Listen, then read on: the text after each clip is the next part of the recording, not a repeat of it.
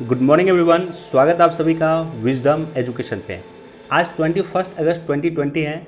दैनिक जागरण के राष्ट्रीय संस्करण का कंप्लीट न्यूज एनालिसिस करेंगे जो यूपीएससी, स्टेट पीसीएस या किसी भी वनडे एग्जाम के प्रीलिम्स, मेंस और इंटरव्यू तीनों ही पर्सपेक्टिव से इंपॉर्टेंट होगा। तो आगे बढ़ने से पहले जितने भी लोग हमसे जुड़े हुए हैं इस चैनल पे, जो भी लोग वीडियो देख रहे हैं, वीडियो को सबसे पहले लाइक कर दें, अपने दोस्तों के साथ, अपने कलीग के साथ इसे शेयर कर दें।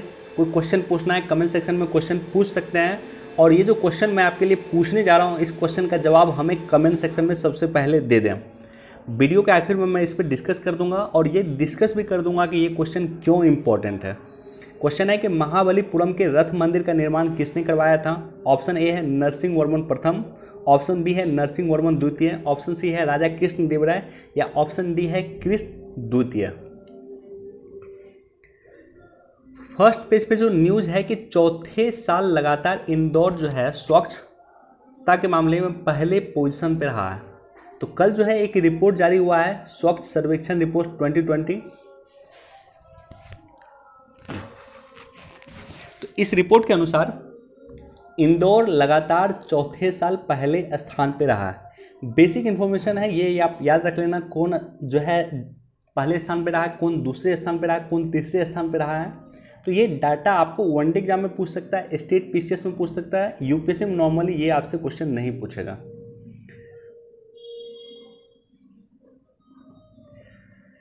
हर बात की होती है लक्ष्मण रेखा, प्रशांत भूषण जी के मैटर से रिलेटेड है। ऑलरेडी हमने कई बार डिस्कस किया है और यहाँ पे क्या क्या पॉइंट प्रीलिम्स के लिए इंपॉर्टेंट है, मेंस के लिए इंपॉर्टेंट है, ऑलरेडी कई बार हमने डिस्कस किया। फिलहाल हम इस पर डिस्कस नहीं करेंगे, लेकिन एक बार जाकर के इसको आप पढ़ लेना।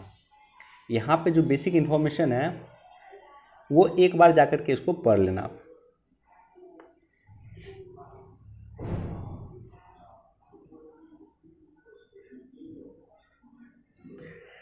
देखो यहाँ पे रैंकिंग दिया हुआ, इंदौर को पहला स्थान मिला है, सूरत को दूसरा स्थान मिला है, नवी मुंबई को तीसरा स्थान मिला है। गंगा टाउन में, गंगा के किनारे बसे जो सिटी है उस सिटी में पहला स्थान मिला है वाराणसी को, दूसरा मिला है कानपुर को और तीसरा बिहार के मुंगेर को मिला है। साथ ही साथ यहाँ पे राष्ट्रीय रैंकिंग में जो 1 से 10 लाख की आबादी है उस आबादी में पहला स्थान मिला है अंबिकापुर को। छत्तीसगढ़ के अंबिकापुर को पहला स्थान मिला है। मैसूर कर्नाटका को दूसरा स्थान मिला है 1 से 10 लाख की आबादी वाले शहरों में, और 10 लाख से अधिक आबादी वाले शहरों में इंदौर को पहला स्थान मिला है। कैंटोनमेंट एरिया में सबसे पहला स्थान मिला है जालंधर कैंट को। तो बेसिक इन्फॉर्मेशन है, जाकर के इसको नोट कर लेना, वनडे एग्जाम में, स्टेट पीसीएस में काफ़ी इंपॉर्टेंट होता है यह।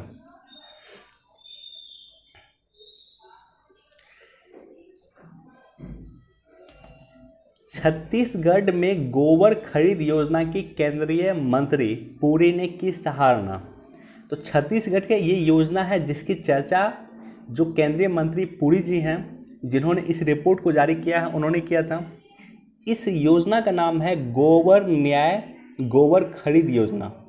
तो बेसिक इन्फॉर्मेशन है, आप बस ये जानकारी याद रख लेना कि गोबर न्याय गोबर खरीद योजना किस राज्य से संबंधित है, तो वो छत्तीसगढ़ से संबंधित है। बीकानेर में खुला दुर्लभ प्रमाणिक दस्तावेज संग्रहालय। बेसिक इन्फॉर्मेशन है, बस ये याद रख लेना, दुर्लभ प्रमाणिक संग्रहालय कहाँ पे खुला है, तो वो बीकानेर में खुला है, जिसमें यहाँ पे लिखा हुआ है कि शिवाजी महाराज और औरंगजेब के बीच हुई पुरंदर संधि का भी जिक्र है, उसका एक दस्तावेज भी यहाँ पे रखा गया। बेसिक इन्फॉर्मेशन है, अगर अधिक आपको पढ़ना है, बेसिक पढ़ना बुक, तो आप जाकर के इस न्यूज़ से रिलेटेड है, आपको शिवाजी महाराज उनके बारे में जाकर के पढ़ लेना, औरंगजेब उनके बारे में पढ़ लेना, और दोनों के बीच में जो पुरंदर संधि हुई थी उसके बारे में आपने जाकर के बेसिक बुक से पढ़ लेना, या एनसीईआरटी में दिया हुआ वहाँ से भी पढ़ सकते हैं।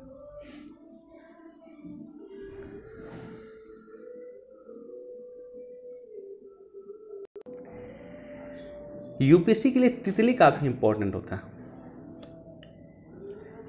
कई बार प्रीलिम्स का क्वेश्चन देखोगे, आपको कई बार दिख जाएगा कि यूपीएससी के लिए तितली और मधुमक्खी काफ़ी इंपॉर्टेंट होती है। कई बार क्वेश्चन यूपीएससी ने पूछा है, प्रीलिम्स में पूछा है। तो यहाँ पे जो एक संस्था का जिक्र है उस संस्था के बारे में हम डिस्कस करेंगे आपके साथ। देखो यहाँ पे संस्था है भारतीय वन्यजीव संस्थान। तो भारतीय वन्यजीव संस्थान जो ये संस्था है काफ़ी इम्पोर्टेंट है और इसी संस्था ने जो है चिंता जाहिर की है कि हिमालय से गायब हो रही है मधुमक्खी और तितली। भारतीय वन्यजीव संस्थान कहाँ पे है? तो सबसे पहले याद रख लेना ये देहरादून में है। Wild life institute of India यानी भारतीय वन्यजीव संस्थान देहरादून में है। इसकी स्थापना 1981 में हुई थी। यह पर्यावरण एवं वन मंत्रालय के अंतर्गत एक स्वायत्तशासी संस्थान है और यह प्रशिक्षण पाठ्यक्रम, अकादमिक कार्यक्रम के अलावा वन्यजीव अनुसंधान तथा प्रबंधन में भी सरकार को सलाह देने का काम करती है। ये नॉर्मली सरकार को सलाह देने का काम करती है। तो बेसिक इन्फॉर्मेशन है इस संस्था के बारे में, आपको थोड़ा सा जानकारी होना चाहिए। इसका परिसर समस्त भारत में जैव विविधता संबंधित मुद्दों पे उच्च स्तर के अनुसंधान के लिए श्रेष्ठतम ढांचागत सुविधाओं को सुनिश्चित करता है। यानी जैव विविधता को लेकर के क्या रणनीति अपनाना चाहिए, क्या रिसर्च होना चाहिए, ये संस्था उसके लिए काम करती है, जिसका नाम है भारतीय वन्यजीव संस्थान, wild life institute of India. Basic information है, आपको याद होना चाहिए। कहाँ पे है? देहरादून में। 1982 में इसकी स्थापना हुई थी। बाकी यूपीएससी के प्रीवियस ईयर का पेपर हमने डिस्कस किया है और वहाँ पे इससे रिलेटेड क्वेश्चन हमने डिस्कस किया है, जा करके आप देख लेना, लिंक आपको डिस्क्रिप्शन में मिल जाएगा।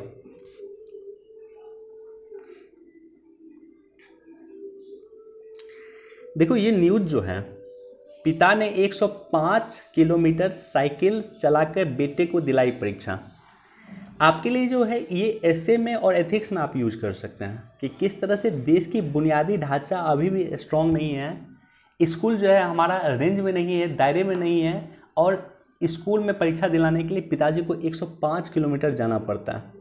इसका मतलब अभी भी आज़ादी के 75 वर्ष जब हम आने वाले समय में मना रहे होंगे, आने वाले 1 वर्ष के बाद, तो वैसे कंडीशन में भी अभी तक हम बुनियादी शिक्षा को, बुनियादी ढांचा को अभी तक लोगों तक नहीं पहुंचा पाए हैं और इसको आप कोट कर सकते हैं।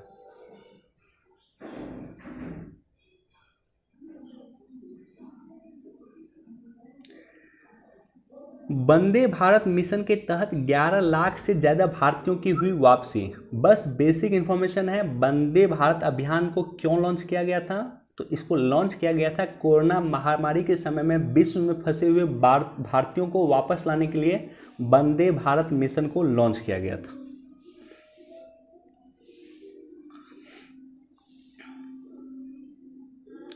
एक बार इसको भी आप देख सकते हैं।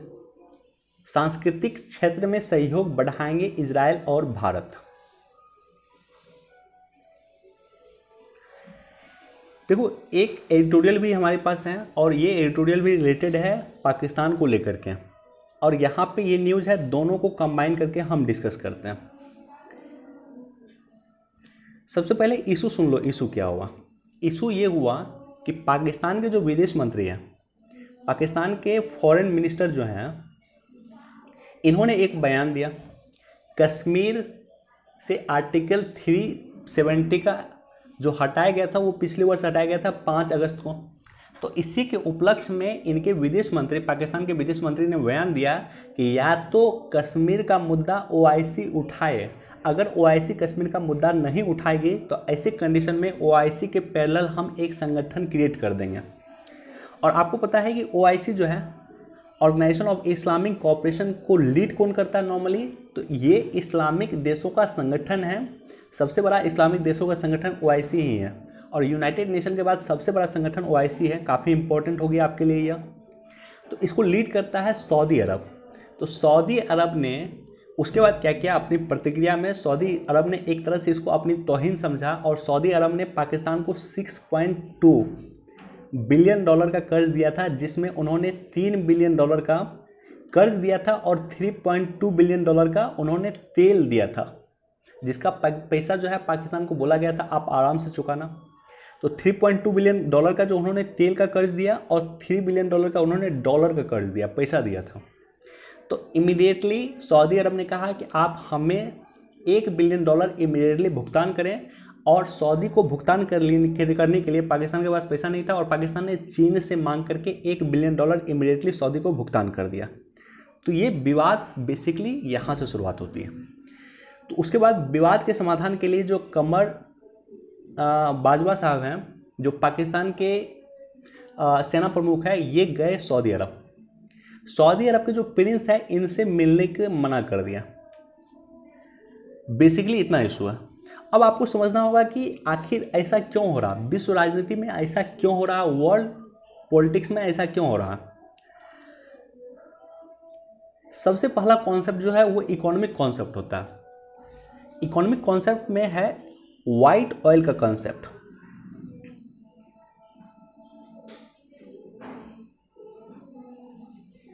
White oil concept, white oil concept क्या होता है कि 2015 तक जो जितने भी खाड़ी देश हैं वो उसकी अर्थव्यवस्था फोकस थी तेल पे। तेल निकलता था, वो लोग पैसा उससे मिलता था, उसे तेल को बेच करके वो पैसा कमाते थे और अच्छा खासा रिच थे वो लोग। लेकिन 2015 में जो है खाड़ी देशों की जो ऑयल है जितना उसके पास रिजर्व था, आधा ऑयल 2015 तक वो यूज कर लिया, आधा ऑयल निकाल लिया अपने रिजर्व से। वो लोग धरती से आधा ऑयल जितना उसके पास रिजर्व था उसका आधा ऑयल 2015 तक निकल गया।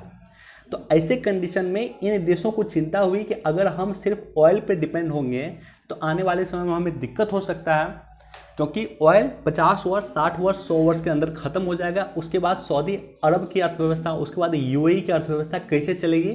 तो इसको लेकर के एक कॉन्सेप्ट आता है व्हाइट ऑयल। इसका मतलब इन्होंने अपनी देश की इकोनॉमी को शिफ्ट करना कोशिश किया। जैसे इन्होंने अपने देश में टूरिज्म को बढ़ावा दिया।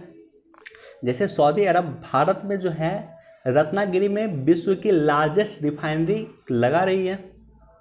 जैसे सऊदी अरब जैसा देश, जैसे खाड़ी जैसा देश अपने यहाँ ट्रेडिशनल जो परंपरा था उसको तोड़ करके पर्यटन को बढ़ावा देने का काम कर रहा है, आईटी इंडस्ट्रीज को बढ़ावा देने का काम कर रहा है। और इसी संदर्भ में आप देखोगे कि यूएई, संयुक्त अरब अमीरात ने होप प्रोब नाम का मंगल मिशन तक लॉन्च कर दिया। साथ ही साथ आप देखोगे कि यूएई जो है इजराइल के साथ संबंध स्थापित कर रहा है। तो ये सारे के सारे देश जो है विश्व के साथ अब मिलकर काम करना चाहते हैं, क्योंकि ये ना सिर्फ अब ऑयल पे डिपेंडेंट सिर्फ नहीं हो सकते हैं, इसको अन्य चीज़ों पे भी डिपेंडेंट होना होगा।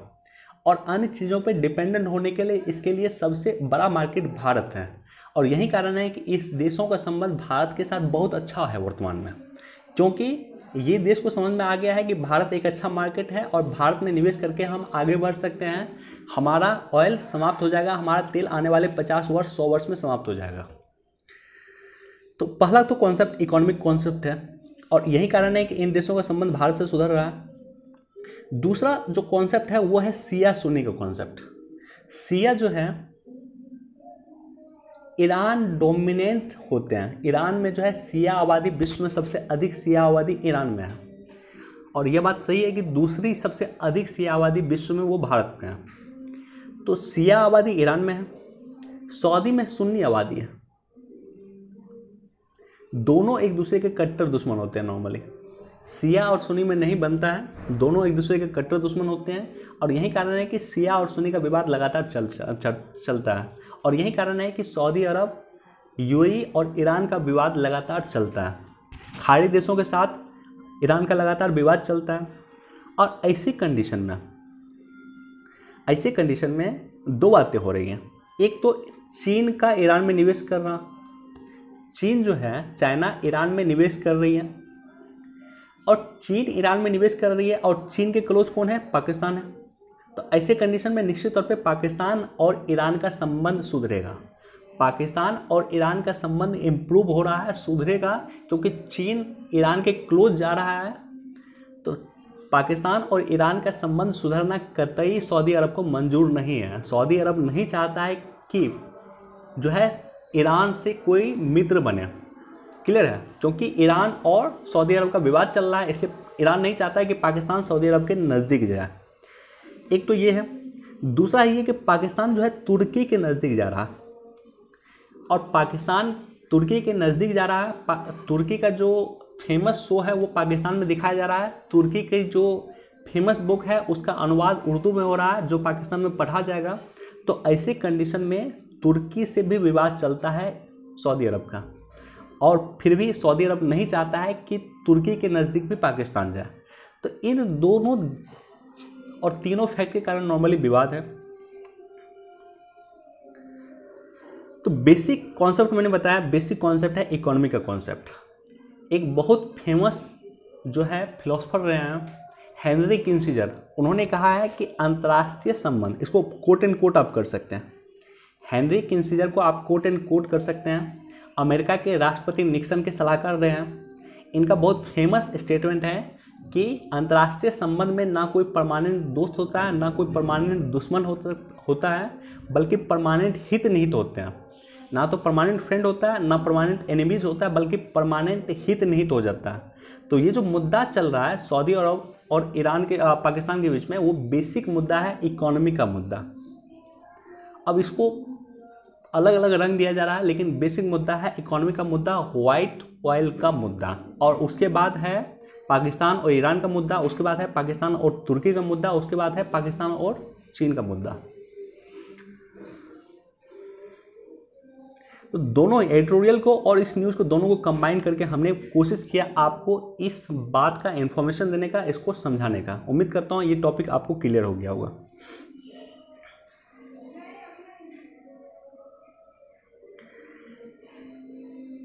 एडिटोरियल है, इसको आप एक बार देख सकते हैं, बहुत ज़्यादा इंपॉर्टेंट नहीं है, लेकिन ये जो संस्था है, जब तक कोरोना वायरस रहेगा तब तक ये संस्था आपको चर्चा में रहेगा।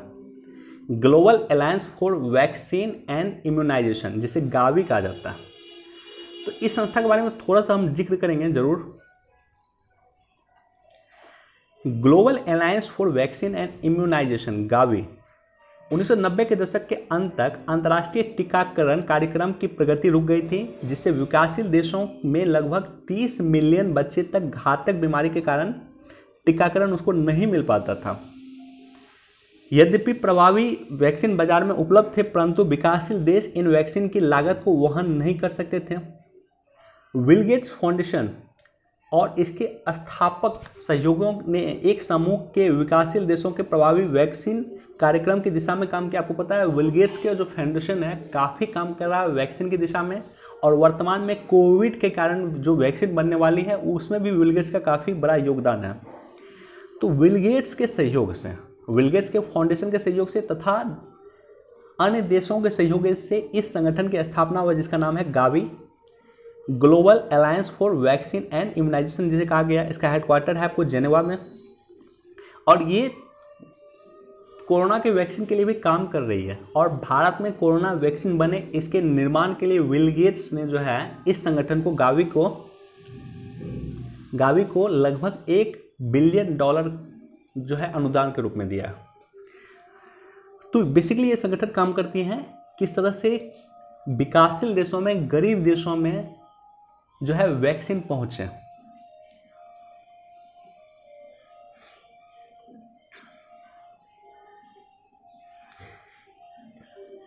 एक बार इसको आप पढ़ लेना, इस न्यूज़ पे ऑलरेडी हमने चर्चा किया था।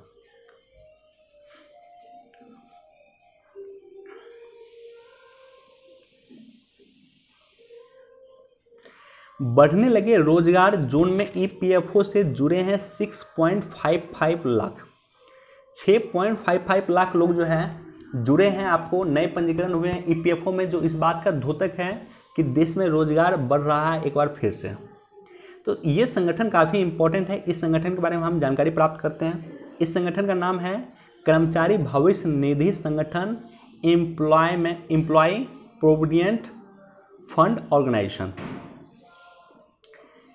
ये एक सरकारी संगठन है जो सदस्य कर्मचारियों के भविष्य निधि और पेंशन खातों के प्रबंधन का काम करता है, और इसकी स्थापना किस एक्ट के माध्यम से हुआ ये अधिक इम्पोर्टेंट है। यानी ये संगठन जो है, ये ऑर्गेनाइजेशन जो है वो ऑर्गेनाइजेशन है स्टैट्यूटरी ऑर्गेनाइजेशन, सांविधिक निकाय है, क्योंकि संसद के एक एक्ट के माध्यम से इसकी स्थापना हुआ है। और इस एक्ट का नाम याद रख लेना, employ provident fund and miscellaneous provision act 1952 के माध्यम से ईपीएफओ संगठन की स्थापना हुई है। श्रम और रोजगार मंत्रालय के तहत आता है, ये काफ़ी इंपॉर्टेंट है। और इसका हेडक्वार्टर कहाँ है? नई दिल्ली में है। 4 मार्च 1952 को इसकी स्थापना हुई है। तो बेसिकली पेंशन के रिगार्डिंग ये संस्था काम करती है। पेंशन का कह सकते हो एक तरह से मेन ऑर्गेनाइजेशन है, इसकी देखरेख में सारा पेंशन से रिलेटेड काम होता है। किस एक्ट के तहत ये चलता है? तो ये चलता है employment provident fund and miscellaneous provision act 1952 के तहत इस संगठन की स्थापना किया गया। अब एक एक्स्ट्रा इन्फॉर्मेशन मैं आपको देता हूँ। जब कोविड शुरू हुआ, मार्च में जो है लॉकडाउन शुरू हुआ, तो अप्रैल, मई और जून इनिशियली जो आत्मनिर्भर भारत पैकेज जो आया था, उस पैकेज के तहत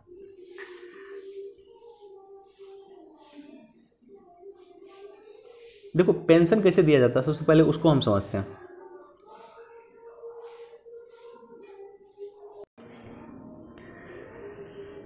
12% जो है वो जो कंपनी भुगतान करती है, और 12% जो है जो जो एम्प्लॉय होते हैं, जो कर्मचारी होते हैं, उसकी सैलरी से करता है। और ये दोनों कट के जो है एक पर्टिकुलर ईपीएफओ में जमा होता है, और जहाँ से वहाँ से और यहाँ से ईपीएफओ के माध्यम से उसे फाइनली पेंशन मिलता है जब वो 60 वर्ष की आयु प्राप्त कर लेता है। तो कंपनी का पैसा भी यहाँ आता है, एम्प्लॉय का जो है सैलरी होता है उससे भी 12% पैसा करता है, और उसके बाद जो है वो ईपीएफओ में जमा होता है, और फाइनली 60 वर्ष की आयु के बाद उसे निश्चित सीमा तक, जब तक वो जिंदा रहता है तब तक उसे पेंशन मिलता है।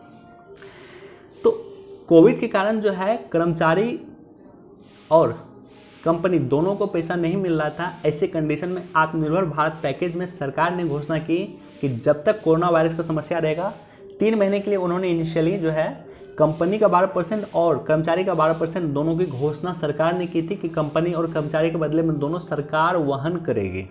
बाद में इसको 3 महीने और एक्सटेंड कर दिया गया।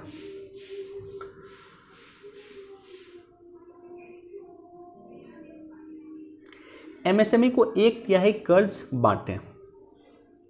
तो आत्मनिर्भर भारत में ही घोषणा हुआ था कि एमएसएमई सेक्टर को 3 लाख करोड़ रुपए कर्ज दिए जाएंगे।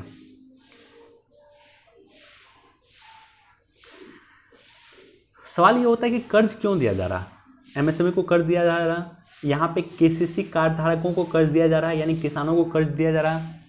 कर्ज क्यों दिया जा रहा है, मेंस पॉइंट ऑफ व्यू से अधिक इंपॉर्टेंट है, इस बात को आप समझ लेना, कहीं भी इसको नोट कर सकते हो। इसको निवेश चक्र कहा जाता है, या कहीं कहीं इकोनॉमिक साइकिल भी कहा जाता है। क्या कि अगर मार्केट में हम पैसा का अधिक डिस्ट्रीब्यूशन करेंगे, पैसा बढ़ाएंगे, तो पैसा बढ़ाने से क्या होगा कि मांग क्रिएट होगा, डिमांड क्रिएट होगा। लोगों के पास पैसा रहेगा तो लोग डिमांड करेंगे, खरीदना चाहेंगे चीज़ों को। अगर डिमांड करेंगे तो क्या होगा, इन्वेस्टमेंट होगा, निवेश होगा। निवेश होगा तो क्या होगा, प्रोडक्शन होगा, यानी उत्पाद होगा। प्रोडक्शन होगा तो क्या होगा, अधिक से अधिक प्रोडक्शन होगा तो अधिक से अधिक एम्प्लॉयमेंट होगा, रोजगार होगा। अधिक से अधिक एम्प्लॉयमेंट होगा, रोजगार होगा तो अधिक से अधिक इनकम होगा। अधिक से अधिक इनकम होगा तो अधिक से अधिक सेविंग होगा, और अधिक से अधिक सेविंग होगा तो फिर अधिक से अधिक इन्वेस्टमेंट होगा। यानी अगर हम मांग क्रिएट करने में सक्षम होते हैं तो इन्वेस्टमेंट साइकिल मूव करना शुरू करेगा, इकोनॉमिक साइकिल मूव करना शुरू करेगा, देश एक बार फिर से पटरी पे आ जाएगी, देश ग्रो करना शुरू करेगी। इन्वेस्टमेंट बढ़ेगा, इन्वेस्टमेंट बढ़ेगा तो प्रोडक्शन बढ़ेगा, प्रोडक्शन बढ़ेगा तो एम्प्लॉयमेंट बढ़ेगा, एम्प्लॉयमेंट बढ़ेगा तो इनकम बढ़ेगा, इनकम बढ़ेगा तो लोगों के पास सेविंग अधिक होगा, और लोगों के पास अगर सेविंग होगा तो वो क्या करेगा, फिर निवेश करेगा। तो इसके लिए ज़रूरी है मांग क्रिएट करें, डिमांड क्रिएट करें, और डिमांड क्रिएट करने के लिए ज़रूरी है कि हम लोगों के पास पैसा दें। और यही कारण है कि सरकार जो है लोन के रूप में 3 लाख करोड़ रुपए सरकार एमएसएमई को दे रही है, और साथ ही साथ केसीसी कार्ड धारकों को सरकार 1 लाख करोड़ रुपए दे रही है। राइट, बेसिक इन्फॉर्मेशन है, जानकारी आपको होना चाहिए। साथ ही साथ एक अन्य जानकारी मैं आपके साथ शेयर करूंगा। देखो, ये जो पैसा दिया जा रहा है 3 लाख करोड़ रुपए, ये एमएसएमई सेक्टर को दिया जा रहा है, और ये जो है guarantee credit emergency line, GECL, guarantee युक्त आपातकालीन क्रेडिट लाइन के तहत पैसा दिया जा रहा है। यानी अगर कल के डेट में मान लो सरकार किसी कंपनी को पैसा देती है, किसी एमएसएमई को पैसा देती है, और अगर वो पैसा देने में सक्षम नहीं हुआ, पैसा बैंक को चुकाने में सक्षम नहीं हुआ, तो बैंक को जो है ये संस्था पैसा देगी। ये संस्था जो है 100% गारंटी की जो है गारंटी ले रही है। अगर मान लो एक कंपनी को बैंक ने 1 करोड़ रुपए दिया इस मद में 3 लाख करोड़ के तहत, और 1 करोड़ रुपए कंपनी चुकाने में असक्षम हुई या कंपनी भाग के चली गई, तो वैसे कंडीशन में NCGTC जो है संस्था है, ये संस्था जो है बैंक को पैसा रिटर्न करेगी 1 करोड़ रुपया। तो इस संस्था के बारे में थोड़ा जानकारी आपको होना चाहिए।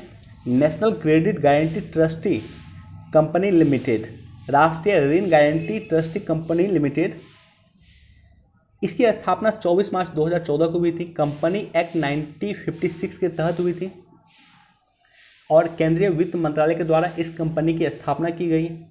तो ये पांच मद में क्रेडिट देने का काम करते हैं।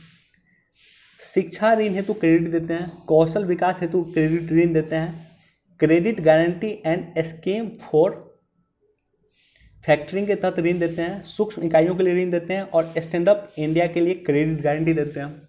यानी इन सब के लिए क्रेडिट गारंटी देते हैं। शिक्षा ऋण अगर लेना है, मान लो कोई स्टूडेंट है वो शिक्षा ऋण लेते हैं और पता चला कि शिक्षा ऋण वो चुका नहीं पाए, तो वैसी कंडीशन में ये संस्था जो है NCGTC, ये संस्था उस स्टूडेंट के बदले में ऋण चुकाएगी किसको? तो बैंक को, क्योंकि आप ऋण लेते हैं किससे? तो बैंक से लेते हैं।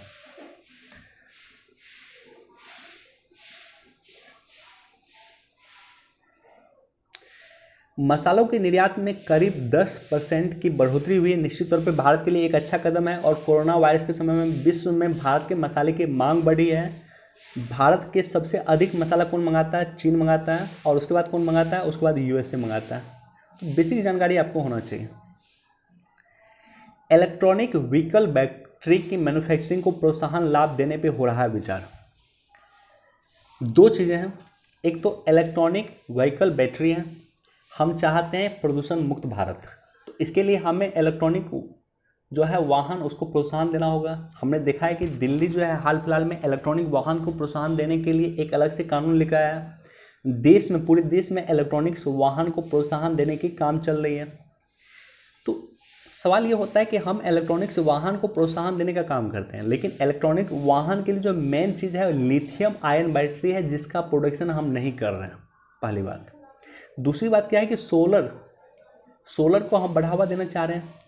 हम सोलर के उत्पादन में विश्व में अग्रणी भूमिका निभाना चाह रहे हैं और उसके लिए भी इस बैटरी की आवश्यकता है, जिसका निर्माण भारत में नहीं हो रहा है। तो इसको लेकर के सरकार डिसाइड कर रही है कि क्रेडिट प्रोडक्शन लिंक सब्सिडी दिया जाए। प्रोडक्शन लिंक सब्सिडी क्या होता है? प्रोडक्शन लिंक सब्सिडी होता है कि जितना आप प्रोडक्शन करते हैं उस प्रोडक्शन के आधार पे आपको सब्सिडी मिलता है। जितना अधिक से अधिक आप प्रोडक्शन करेंगे उतना अधिक से अधिक सब्सिडी मिलेगा, उतना अधिक से अधिक आपको छूट मिलेगा। कुछ फैक्ट है जो इस न्यूज़ में दिया हुआ है, इसी न्यूज़ को मैंने कॉपी किया है। पहला फैक्ट है 2018-19 में भारत 1.23 अरब डॉलर का लिथियम बैटरी का आयात किया। काफ़ी बड़ा अमाउंट होता है। अगर मैं इसको इंडियन करेंसी में कन्वर्ट करूं तो लगभग 10,000 करोड़ रुपया होता है। लिथियम आयन बैटरी का आयात 2014-15 में जितना था, अभी वर्तमान में उसका 6 गुना हो गया।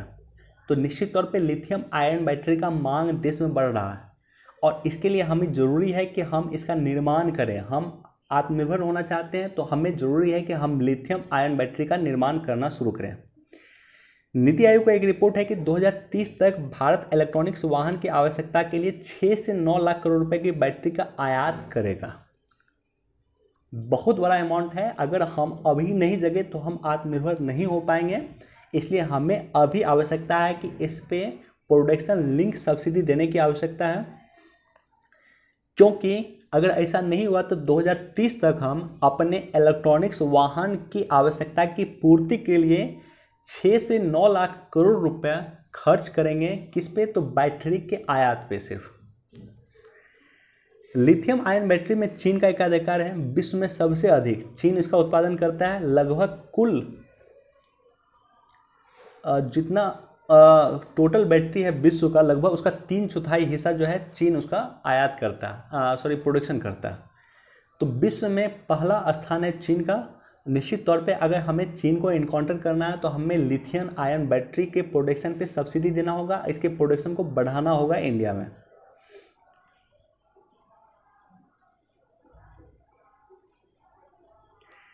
देखो ये जो है इसको आप पढ़ लेना। इसी को कंबाइन करके हम पाकिस्तान के रिलेटेड जो डिस्कशन हमने किया, दोनों को कंबाइन करके हमने किया था।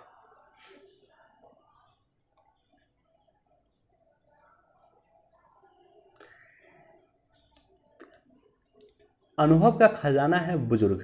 वनडे एग्जाम के लिए बेसिकली आप याद रख लेना कि 21 अगस्त को विश्व वरिष्ठ नागरिक दिवस के रूप में मनाया जाता है। तो आज 21 अगस्त है, आज विश्व वरिष्ठ नागरिक दिवस के रूप में मनाया जा रहा है।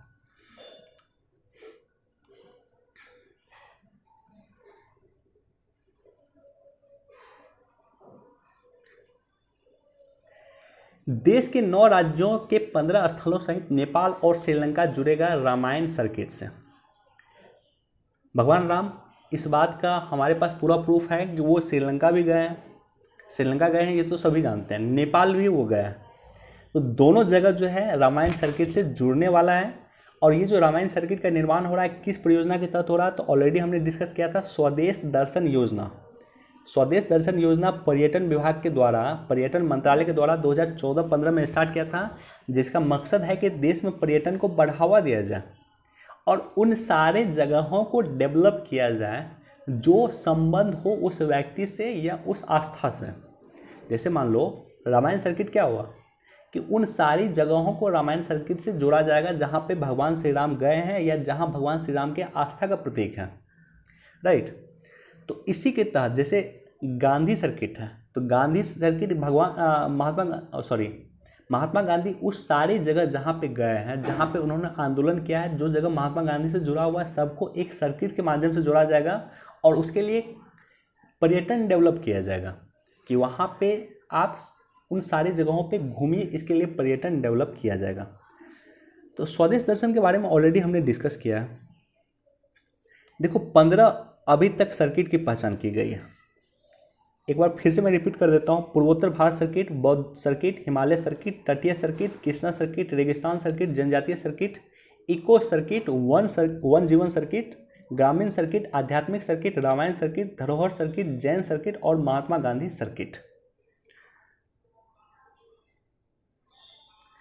रामायण सर्किट के लिए जो 15 थीम आधारित सर्किट है, 15 जो जगह है वो यहाँ पे भी दिया हुआ है। देखो यहाँ पे दिया हुआ, उत्तर प्रदेश के अयोध्या, श्रृंगवेरपुर व चित्रकूट, बिहार के सीतामढ़ी, बक्सर एवं दरभंगा, मध्य प्रदेश के चित्रकूट, छत्तीसगढ़ के जगदलपुर, पश्चिम बंगाल के नंदीग्राम, ओडिशा के महेंद्रगिरी, तेलंगाना के भद्राचलम, तमिलनाडु के रामेश्वर, कर्नाटका के हम्पी और महाराष्ट्र के नासिक और नागपुर को शामिल किया गया है रामायण सर्किट में। तो बेसिक इंफॉर्मेशन है, आप याद रख लेना। देखो एक बार आप इसको भी पढ़ लेना। मैं चाहता हूं कि इसको इस रूप में आप देखें कि विश्व में सबसे अधिक मुस्लिमों की आबादी है वो है इंडोनेशिया में, और वहाँ भी भगवान श्री राम की पूजा होती है। एक तरह से कह सकते हो वहाँ भी रामलीला का आयोजन होता है। इसी तरह से मलेशिया में रामलीला का आयोजन होता है। और इंडोनेशिया की जो करेंसी है, मुद्रा है, उस मुद्रा पे जो है देवी देवता की चित्र बनाया हुआ है। हिंदू देवी देवता के चित्र इंडोनेशिया के मुद्रा पे है। और इंडोनेशिया के जब एक मंत्री से पूछा गया था कि आपके यहाँ ऐसा क्यों है, तो उन्होंने कहा था कि हम अपने पूर्वजों को भूल नहीं सकते।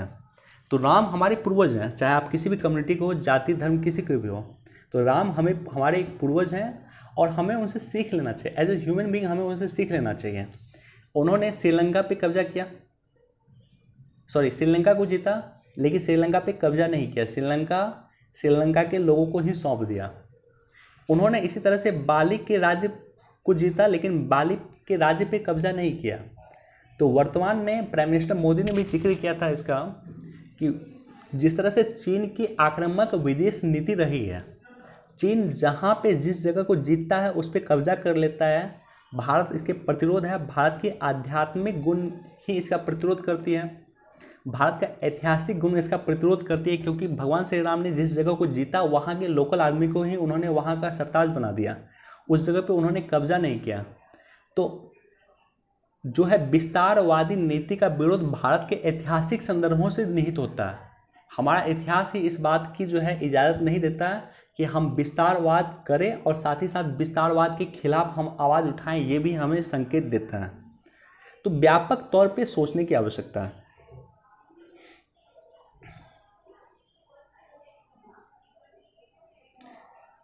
एक बार इसको भी आप पढ़ सकते हैं।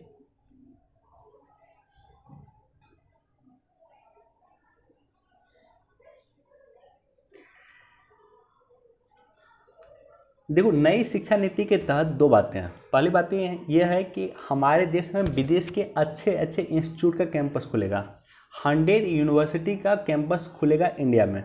दूसरी ये इम्पोर्टेंट फैक्ट है कि जो इंडिया में के इंस्टीट्यूट हैं उनका कैंपस विश्व के अन्य देशों में खुलेगा। अफ्रीका के देश के लोग पढ़ने आते हैं इंडिया में, सार्क के देश के लोग पढ़ने आते हैं इंडिया में, तो वहाँ पे इंडियन यूनिवर्सिटी का कैंपस खुलेगा। और जो हमारे बच्चे विश्व में पढ़ने जाते हैं उनसे हमें लगभग प्रत्येक वर्ष 1.5 लाख करोड़ रुपए खर्च होता है। हमारा 1.5 लाख करोड़ रुपए प्रत्येक वर्ष इनकी पढ़ाई में विदेश चला जाता है, विदेशी मुद्रा की खपत होती है। तो अगर ये यूनिवर्सिटी ऑक्सफोर्ड जैसा यूनिवर्सिटी इंडिया में ही खुले तो इंडिया के बच्चे नहीं जाएंगे ऑक्सफोर्ड पढ़ने के लिए। तो ऐसी कंडीशन में 1.5 लाख करोड़ रुपए की इंडिया को सेविंग होगी। तो एक बार इस रूप में आप देख सकते हैं।